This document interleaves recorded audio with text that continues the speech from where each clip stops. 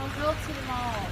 I have just left the party office where I deposited my papers to be an official candidate in the upcoming leadership race. And thanks to the hundreds of volunteers who have raised their hands across this country, paid that initial deposit, and am officially a candidate for the upcoming Liberal leadership race. Je suis ici au bureau du Parti libéral à Ottawa où je viens de déposer mes papiers pour être une candidate pour la chefferie du Parti libéral. Et grâce aux centaines de bénévoles et donateurs de partout dans ce pays, j'ai payé le premier frais pour entrer dans cette course et je suis officiellement une candidate pour la chefferie libérale. And I just want to say a huge thank you to the hundreds of people across this country who have raised their hand and said, I'm in. It has been 2 weeks since I decided to join this race, and in 2 weeks we have built a national organization, heard from people right across the country who tell me that they are rejoining the Liberal Party or joining the party for the first time because they're excited about my candidacy. And what I hear over and over and over again is that what I offer is hope for the future. And so I have to say thank you to all of those people who've raised their hand. And remember, the deadline to join the membership for the Liberal Party to vote in the upcoming Liberal leadership race is January 27th. Commit to vote for me at karinagould.ca and make a donation. Because I don't have deep pockets. The people who are standing up and saying they're going to support me are everyday Canadians who are giving $10, $25 that makes a difference. This is a grassroots, people-powered campaign, and I am so excited to have so many people across this country on board. Accordez-vous que pour joindre le Parti libéral, on doit le faire avant le 27 janvier pour pouvoir voter dans les élections pour la prochaine chefferie du Parti libéral. Et si vous pouvez, faites une don. Ça peut être $25, ça peut être $10. Parce que moi, je n'ai pas des poches qui sont profondes. Et les personnes qui sont en train de m'appuyer sont les Canadiens de quotidien qui disent que moi, je suis avec Karina, je suis là pour le futur de notre pays. Et ils donnent $25. Et c'est quelque chose qui vraiment va faire la différence. And I'm here today at the party office not just to deposit my papers, but also because we need a Liberal Party of Canada for the next generation. The Liberal Party of Canada is more than one person. It's the thousands of Canadians across this country who have raised their hands to say that they want to build a better country. I joined the Liberal Party of Canada when I was 14 years old. I attended my first policy convention when I was 17. I've been with the Liberal Party through the ups and through the downs. But one thing that I can say for certain is that the incredible Canadians that have joined the Liberal Party of Canada over the years do it because it is their way to contribute to a better country. It's their opportunity to have the great debates about the kind of country that we want to be. And I want to make sure that the Liberal Party of Canada works for its membership. I've heard from too many people across this country that the Liberal Party of Canada hasn't given members the space that they need. And so I'm here today to propose 3 things to make the Liberal Party of Canada about the members and give power back to our membership. First and foremost, we need to get together more, and I'm going to bring back policy conventions. We've been talking at you for too long. It's time for the Liberal Party of Canada to listen to our members once again. I remember attending regional meetings and national conventions where we had great debates on the convention floor. We need to get back to that because the people across this country who join our party do so because they have things to say and they have ideas to share. So I want to hear from you. I want us to be that big red machine, not just in terms of knocking on doors, which of course is incredibly important, but in terms of the ideas that you are bringing forward to make our country the amazing place that it is. And as leader, I would be committed to meeting on an annual basis with all EDA presidents across the country. I also think it's time for us to decentralize the party. Ottawa doesn't know best. We need to empower our regions, our provinces, our people on the ground who are the eyes and ears that hear from our communities. One of the reasons why I think we lost touch over the past couple of years is because we weren't listening to our membership. You were talking to your neighbors. You were hearing from people across the country, and you were telling us what we needed to focus on. And we got too focused on being government in Ottawa and not enough on what was happening on the grounds in our communities. I want to make sure that we have more field organizers in every region across the country, and not just on the ground, but digitally as well.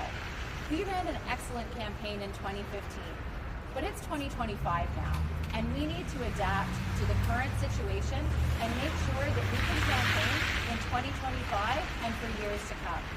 And finally, I would make sure that we are empowering young Liberals in this country and bring back the National Youth Director position. Young Liberals have always been a force in our party, and we need to make sure that you have the respect and the space to be that force once again. When I think about where Canada is today, I know that young people in general feel disenfranchised. They're worried about the future. And I'm here to say to all young Canadians, I get it, I understand, but I need your ideas, I need your energy, because you are going to keep propelling us forward. Alors, je propose 3 choses importantes pour les militants du Parti libéral du Canada. On doit assurer que nous sommes ensemble plus. On a des conventions, des politiques, on a des grands débats, parce que je sais que les idées les plus importantes viennent des militants, des membres de notre parti. C'est toujours les Canadiens qui se joignent des partis politiques et plutôt le Parti libéral qui donne les meilleures idées que nous avons comme Parti libéral. Et je veux vous entendre. Et je me commis comme la prochaine chef du parti pour assurer qu'une fois par an, j'ai des réunions avec tous les présidents régionaux de partout dans ce pays. Et on doit aussi assurer qu'on décentralise le parti. Parce que nous savons que Ottawa ne sache pas ce qui est meilleur dans chaque région de notre pays. On doit donner du pouvoir à nos régions, assurer que nous avons des employés dans chaque région dans le parti et que ce n'est pas seulement sur le terrain, mais aussi digital. On a fait une campagne excellente en 2015, mais aujourd'hui, c'est 2025 et on doit adapter et renouveler notre parti pour assurer que nous sommes prêts pour engager et se battre dans une campagne aujourd'hui aussi. Et enfin, je veux redonner le pouvoir aux jeunes libéraux de notre pays. Je vais mettre en place la position de directeur national pour la jeunesse. Parce qu'on sait que les jeunes dans notre pays ont besoin d'avoir une mot dans notre futur. Parce que le futur de notre pays, c'est les jeunes Canadiens. Et je sais, je comprends, je vous écoute les jeunes qui ont perdu la confiance, qui ont perdu l'espoir. Et on doit réengager avec vous et assurer que cette promesse du Canada est là pour vous. Merci, je suis prête à vos questions. Vous avez appris pour le Québec? Pour le Québec? Si vous êtes première ministre, est-ce que vous avez certaines choses, parce qu'il n'y a pas de grands noms candidats, candidatures québécoises, est-ce que vous avez simplement offrir pour les Québécois et pour les francophones? Absolument. Premièrement, c'est super important qu'on ait une chef qui est bilingue et qui est à l'aise en français. Ça, c'est quelque chose qui ne devrait pas être négociable. Et je sais que je ne suis pas francophone, mais je parle le français et j'adore le français et je sais que c'est quelque chose qui est non négociable pour les Québécois et les francophones partout au pays. C'est pas seulement pour les Québécois, mais je sais que c'est quelque chose qui est important. Une des choses, premièrement, que je vais faire comme Premier ministre et dans mon discours de scène, c'est de mettre le projet de loi 282 sur la gestion de l'œuf dans mon discours à la pompe parce qu'on a besoin d'assurer qu'on protège les gestions de l'œuf dans ce pays. Aussi, je vais respecter les juridictions des provinces. Quand j'étais ministre de famille, j'ai travaillé avec tous mes homologues dans les provinces du territoire, partout dans le pays, pour justement avoir des accords sur les garderies et la petite enfance. Et voilà, Québec est une leader dans ce domaine. Et on a pris les leçons et les exemples du Québec dans les garderies et on les a appliqués partout dans le pays. Alors, je sais que nous avons une équipe excellente des députés libéraux de Québec et je vais assurer de toujours travailler avec eux pour justement représenter les Québécois et les Québécoises d'une manière efficace au niveau fédéral. Christopher Freeland is you said in your video that Canadians have lost trust in your party. So what specifically did your party do? What policies did it put in place that made Canadians, made your party lose trust? Yeah, look, I think we have to be honest about the fact that Canadians have lost trust in our party. And part of it is because I don't think we responded to the issues that they were telling us mattered to them. I think when it came to the end of the pandemic and the spike in inflation, Canadians were saying things are really hard. And we didn't say, you're right. We didn't say, yeah, things are really hard right now and here's how we're going to fix it. It took us too long to understand that Canadians were struggling to make ends meet. And instead of taking a moment and listening to Canadians, we said, here's all the great things that we're doing. And I just think that was a great approach. When mortgages were going up, when rents were going up, when groceries were going up, we didn't respond quickly enough to the areas where Canadians were struggling. And I think we have to do a better job of that. So it's a communications problem, not a policy problem? No, it's both of those things because it's not just communications. You have to have policies that respond to where Canadians are at. And we didn't respond quickly enough to where Canadians were. We got there eventually, but Canadians have been saying to us, we're struggling and we need help. And it took us too long to listen to what they were saying. Christopher Freeland has said that you would roll back the policy on capital gains. What would you do on it? So look, I don't think we got the capital gains tax increase right last year. I'm having lots of conversations with the tech sector, with folks that are affected by it, to try and figure out what we can do to encourage growth and have more entrepreneurship here in Canada. So I'll have more to say on that. Why are so many of the cabinet colleagues opposed? Oh, that's a great question for my cabinet colleagues, but what I can tell you is that the Liberal leadership is decided by the membership. And I have, full respect for my cabinet colleagues, for colleagues in caucus, and I encourage them to endorse whoever they decide to. But let's recall that the leadership of the party is decided by the membership. And what I am hearing from the membership across the country is how excited they are by my candidacy. And the fact that so many people are raising their hands, making donations, asking to volunteer is phenomenal. And unlike some of the other candidates, I've only been organizing for 2 weeks. The GST break that's on certain items in place right now, is that something that you would continue or make permanent if you're elected? I would make permanent a GST cut on children's clothing, diapers, strollers, and purses. La question vient d'annoncer qu'elle allait entendre la protestation de la loi 21 du Québec. Vous dites que vous allez respecter les juridictions du Québec. Est-ce que le gouvernement Gould va participer à contester cette loi-là? Je vais attendre ce qui décide le Cour suprême à ce moment. Mais ce que je vais dire, c'est que je respecte la juridiction des provinces et des territoires. Mais le rôle du gouvernement fédéral, c'est d'appuyer les droits de tous les Canadiens. Et le Parti libéral, c'est le parti des choix, des chartes, des droits et des libertés.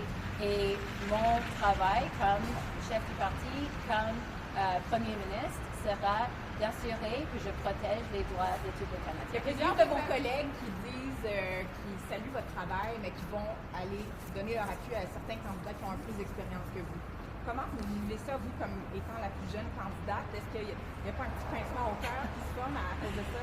Ah, j'ai beaucoup de respect pour mes collègues. Ils vont faire la décision qu'ils veulent faire. Mais je peux dire que toute ma vie, les gens m'ont dit que je suis trop jeune pour me lancer dans la politique. Et si j'aurais les écoutés il y a 10 ans, je ne serais pas ici aujourd'hui. Et ce que je peux dire aussi, c'est que j'ai beaucoup d'expérience. J'ai presque une décennie dans la politique et je crois que pour cette prochaine élection, on a besoin de quelqu'un qui a l'expérience politique. Parce que Pierre Poilievre et le Parti conservateur, c'est ça qu'ils sachent très bien, la politique. Et si on veut être compétitif, si on veut être vraiment une option pour les Canadiens dans les prochaines élections, on doit avoir la connaissance et l'expérience politique. If you win, will you try to govern as prime minister, or will you call for an election right now? I think it's a little too early to determine that. I think we have to understand where we are. Look, we are facing a potential trade war with the United States, and I think we have to know where we are on March 9th, where the country is, to decide where we need to go, because at the end of the day, whatever decision a future Prime Minister makes needs to have the best interest of Canadians at heart. And if we are in an extremely difficult position with the United States, having an election might not be the best thing to do at that time. But I think we have to see where we are on March 9th. Why do you think that you can face Donald Trump, take him head on and fight for Canada and get a win against Donald Trump? Because I face bullies in the House of Commons every single day, stand up to them and win. So I know how to stand up for Canadians. I know how to build a team that can do that, and I'm not afraid of a challenge.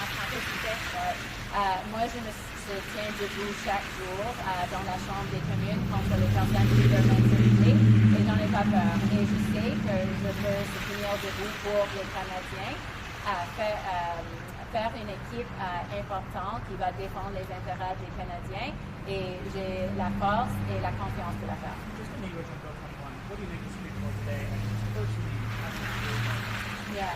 So look, we'll see what the Supreme Court says very shortly in terms of their decision. But what I can say as well, I absolutely respect the jurisdiction of provinces and territories.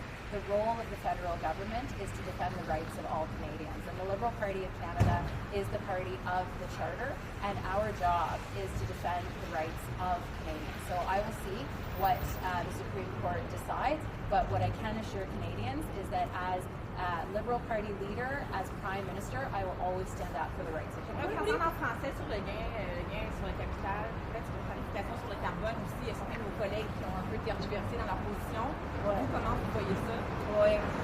Sur la tarification du carbone, bon, pour le Québec et pour la Colombie-Britannique, ils ont des systèmes provinciaux déjà en place. Ce que je veux dire, c'est que j'écoute les Canadiens qui nous disent que ce n'est pas le moment de lever le prix sur les pollutions, parce qu'ils sont vraiment en train d'avoir des difficultés à payer les frais qu'ils ont déjà. Alors, ce que je vais connaître, c'est que la première chose que je vais faire comme Premier ministre, c'est de canceller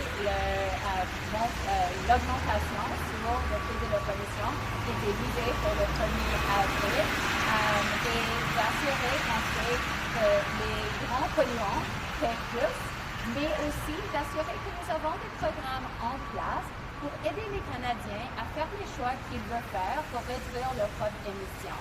Ce que je sais des Canadiens, c'est que même s'ils ne sont pas d'accord avec le prix en pollution, combattre le changement climatique, c'est quelque chose qui est important pour eux. Ils veulent réduire leurs émissions et en effet, les Canadiens sont déjà en train de faire les décisions pour réduire leurs propres émissions. Mais on doit avoir les options, les programmes qui nous aident à faire ces décisions. Alors, augmenter et retourner avec le rabais sur pour acheter des véhicules électriques et hybrides, c'est quelque chose qui est important pour les Canadiens. Revenir avec le programme pour faire des changements à leur maison, à leur logement, pour réduire les émissions, sont des choses qu'on pourrait faire pour aider les Canadiens qui veulent faire ces décisions. Sur le gain sur le capital, juste rapide. Le gain sur le capital, vous avez répondu. Yeah. You would scrap it. Correct. Gain sur le capital, votre collègue Freeland, elle a dit, ben moi je m'en dissocie quand on est parti. Vous voyez ça comment? Est-ce que c'est correct d'arriver, de se présenter dans une course, puis soudainement se défaire de ce qu'on a présenté nous-mêmes comme... C'est à elle de décider ça. Voilà. Sur l'impôt sur les gains capital, je ne crois pas qu'on l'a fait d'une bonne manière. On n'a pas eu toutes les meilleures options sur la table sur ça. Et je suis en train d'avoir des bonnes conversations avec les leaders, par exemple, dans le secteur du tech et les autres gens qui sont affectés sur cela. Et je crois qu'on doit changer ce programme, mais j'aurais plus de dire dans les jours qui viennent. within Canada, pretty broad as the country, it's taken out of this and so what do you trust and believe in now? There's no sign of advocacy against these proposals now. Well, we have something called cabinet confidence. And so what happens in cabinet stays in cabinet. But I can say that I have been true to my positions throughout. Sorry, could you repeat that again? What do you think of the way she designed and how did it unfold after that? Well, look, as the government house leader at the time, I felt that it was only the responsible thing to continue to deliver the fall economic statement. I mean, as the government of Canada, we have a fiduciary responsibility to Canadians and to markets at that time. And so, despite the chaos that could have ensued because of that day, I took the decision to say that we have to do this because markets and Canadians are expecting it. Of course, I didn't write the fall economic statement, and like everybody else, saw it at the same time, but felt that it was important for stability and for calm to make sure that that was presented, and that's why I did it. If you were in a Liberal leadership, would you let hand down back in the Liberal caucus and let them I have to decide every single person that is there, and I would have to make a decision at a later date. Right now, what does he think about that response? Well, I have actually not been privy to any of those conversations in my previous role, so I would have to learn about them at the time that I become a leader. Just looking into reconciliation, which compared to the 2015, it was the most decided to come out the law. As 6 seconds in, federal legislation for free, one, water advisory still in effect, plenty of proof of reconciliation and then WRG recommendation. So what would your government do? Would you complete that job? Yes. Yes, absolutely. I was just speaking with former Chief Ava Hill last night at Six Nations, who, the community that's closest to me in Burlington that I visited a number of times and have developed a very good relationship with over the years. And, one of the things that we spoke about is my deep commitment to reconciliation and continuing on this path. And I'm thrilled to have her support and to make sure that reconciliation is something that we continue to talk about in this Liberal leadership race and that we continue to talk about in the upcoming election. It is not something that we can let go of. This is such an important, I wouldn't even call it issue because it's broader than that. It's about who we are as Canadians and what kind of country we want to build. You talked about the membership deciding this and the caucus endorsements against the non-ethics work. A lot of those caucus members and cabinet members have those organizations. How do you get across that disagreement? How do you get over that some of your cabinet members will bring thousands of new people to the party? That's great. That's wonderful. That's good for the party. The more people who join the party, the better. And the greater debate that we have in the party is good for the Liberal Party of Canada. And so I encourage people to join the party who want to have a say in the future that we want to build. And then over the course of the coming weeks, it's my job to convince you that I'm the best leader for the party. Merci, Simone. Merci beaucoup. Thank you.